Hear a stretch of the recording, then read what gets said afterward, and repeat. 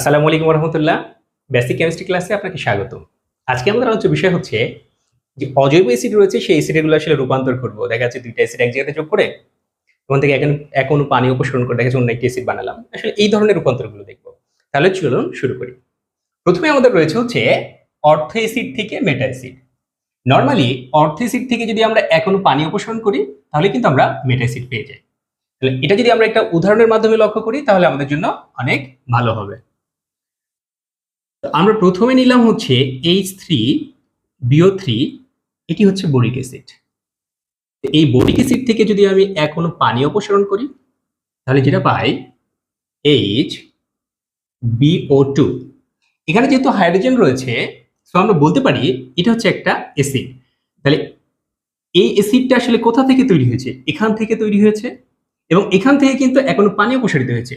So আমরা বলতে পারি এটা হচ্ছে অর্থ অর্থ বোরিক অ্যাসিড। আর এই অর্থ বোরিক অ্যাসিড থেকে যখন পানি অপসারিত হবে তখনই আসলে তৈরি হবে মেটা বোরিক অ্যাসিড।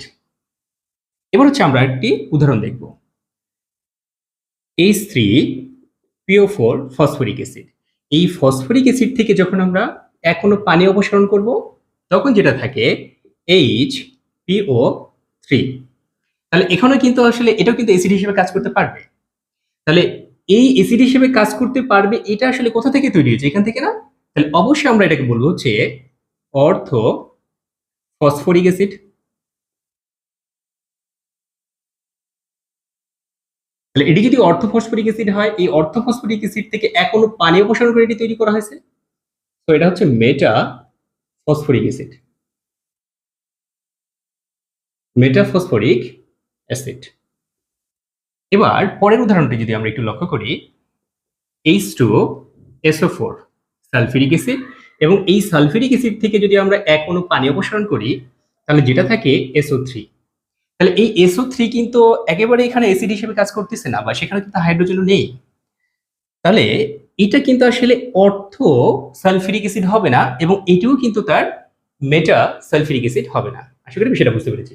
এবার আমরা দেখব হচ্ছে দুটি অ্যাসিড যখন আমরা যোগ করব, দুটি অ্যাসিড যোগ করে এখান থেকে যদি এক অণু পানি অপসারিত হয় তাহলে পানি অপসারিত হলেই কিন্তু আসলে পাইরো অ্যাসিড তৈরি করা যায়। তাহলে আমরা যদি একটু উদাহরণের মাধ্যমে দেখি তাহলে এটা ক্লিয়ার হয়ে যাব। এটি হচ্ছে সালফিউরিক অ্যাসিড H2SO4। তাহলে দুটি সালফিউরিক অ্যাসিডকে আমরা হচ্ছে যোগ করে দিব এবং দুইটি সালফিউরিক অ্যাসিডকে যোগ করলে আমরা পাই হচ্ছে H4S2O8 এবং এখান থেকে যদি আমরা এক অণু পানি অপসারণ করি তাহলে আমরা যেটা পাই সেটা হচ্ছে H2S2O7। তাহলে এটি কিন্তু আমাদের হচ্ছে সেই পাইরো অ্যাসিড এবং এই পাইরো অ্যাসিডটা যেহেতু সালফিউরিক অ্যাসিড থেকে এসেছে সো আমরা বলতে পারি এটার নাম হচ্ছে পাইরো সালফিউরিক অ্যাসিড।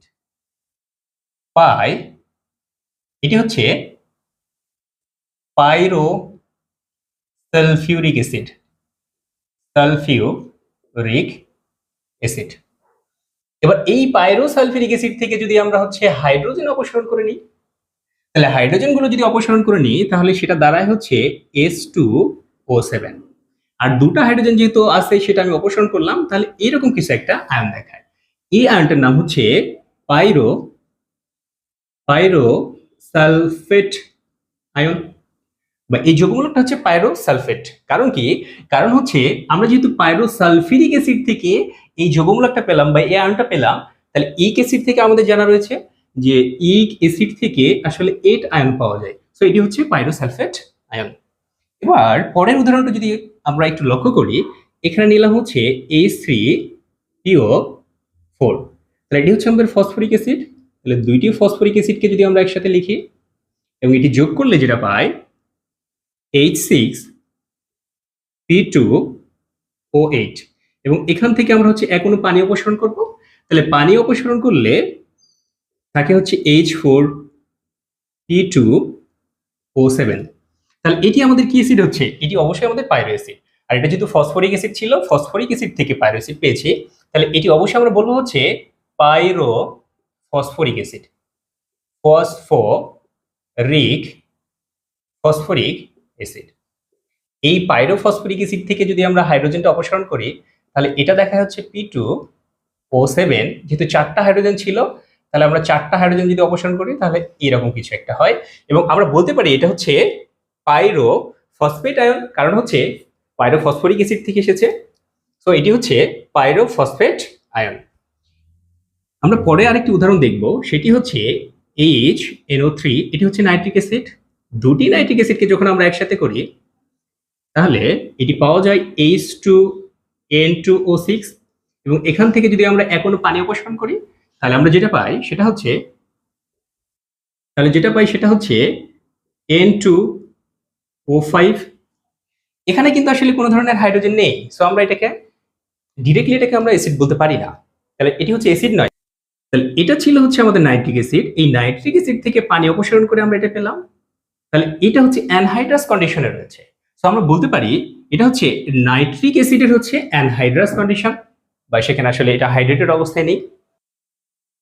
এখন আমরা শিখবো হচ্ছে অক্সিসিড থেকে আসলে থায়োসিড কেমনে বানানো যায়, এবং অক্সিসিড থেকে আসলে পারঅক্সিসিড আসলে কেমনে বানানো যায়। এবার আমাদের মাথায় একটা কোশ্চেন হতে পারে যে আসলে অক্সিসিড ছাড়া কি আর কোনো ধরনের অ্যাসিড রয়েছে? আনসার হচ্ছে হ্যাঁ আছে। যেমন হচ্ছে যে হাইড্রাসিড রয়েছে, যেমন হচ্ছে হাইড্রোক্লোরিক অ্যাসিড, হাইড্রোফ্লোরিক অ্যাসিড, মানে এই ধরনের অ্যাসিডগুলো। আর অক্সিসিড বলতে আসলে যার মধ্যে অক্সিজেন আছে সেটা তো আমরা বুঝতেই পারছি। তাহলে আমরা অক্সিসিড থেকে প্রথমে হচ্ছে থায়োসিড বানাবো। তো অক্সিসিড থেকে থায়োসিড বানাতে হলে আমাদের যে কাজটা করতে হবে, অক্সিসিড থেকে আগে একটি অক্সিজেনকে অপসারণ করতে হবে, তারপরে একটা সালফার যোগ করতে হবে। তাহলে আমরা যে অ্যাসিডটা পাই নরমালি সেটাই হচ্ছে থায়োসিড।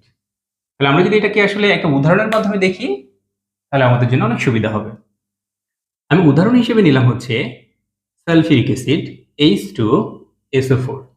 তাহলে এখান থেকে যদি আমরা হচ্ছে একটি অক্সিজেন অপসারণ করি তাহলে এটি হয় H2SO3, এবং এর সাথে যদি আমরা একটি সালফার যোগ করি তাহলে দাঁড়ায় হচ্ছে H2S2O3। তাহলে এটা হচ্ছে আমাদের সালফিউরিক অ্যাসিড ছিল, এবং সালফিউরিক অ্যাসিড থেকে যেহেতু আমরা এই অ্যাসিডটা পেলাম এবং এখান থেকে একটা অক্সিজেন অপসারণ হয়েছে এবং একটা হচ্ছে সালফার যোগ হয়েছে, সো আমরা বলতে পারি এটাই হচ্ছে আমাদের থায়োসালফিউরিক অ্যাসিড। Thiosulphuric acid.